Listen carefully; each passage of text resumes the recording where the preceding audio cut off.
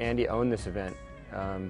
And it made sense because he grew up surfing beach breaks and reef breaks, and out here you just never know what you're going to get. You don't know if you're going to get barrels or maneuvers or whatever it was. And Andy was always the guy that I kind of looked to kind of set the pace here, and the waves really seemed to suit him. So Andy's surfing here in France is like, it just seems to suit it, and he seems to always find some kind of fire and drive every time he comes to France, leading into this like kind of back quarter of the year, and he just seems to lift and always seems to get a good result here. He's one of those guys that any conditions, if it's 1 foot, 20 foot, the guy was just phenomenal. He just had no fear. He just went at it like a bat out of hell, pretty much. And I think sometimes that's what you need over here. Yeah, Andy just seemed to be really in tune with the waves here, and every year, you know, I think for 2 or 3 years in a row, he was just the guy to beat.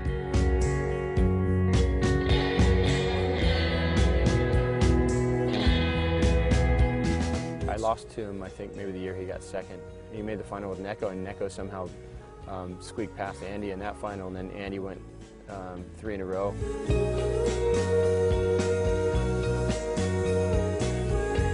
I didn't actually get to surf against him again. I was really hoping to make the final with him in '03. There were some classic waves at Gravière. Perfect barreling rights, and he beat Phil McDonald in the final there. Yeah, I mean, I will never forget watching him, you know, in that final. I think it was against Phil McDonald, and it was timeless. You know, the lines he could draw here. And I remember one final he had with Bruce that was just incredible. The waves are huge, and that was definitely the reason why Andy and Bruce were in the final together there. It was just massive. For them to get to surf a final together, you know, as brothers and in amazing waves is something that, you know, no one really ever gets to do. And when it's in perfect, you know, 8 to 10 foot surf, and the sun was out and there was thousands of people on the beach, I think that would have been a pretty special moment.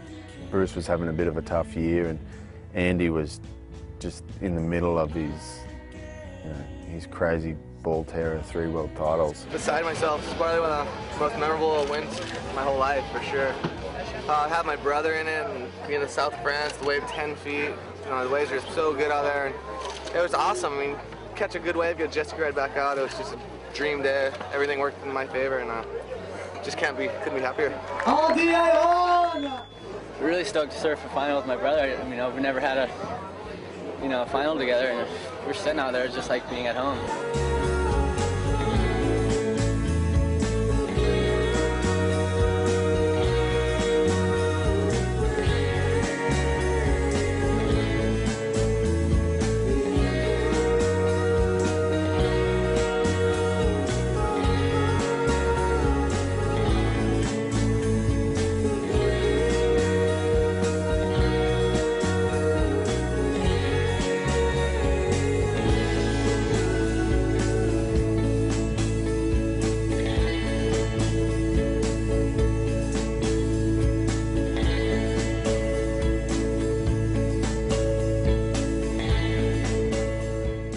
I think for all of us it's a pretty exciting time.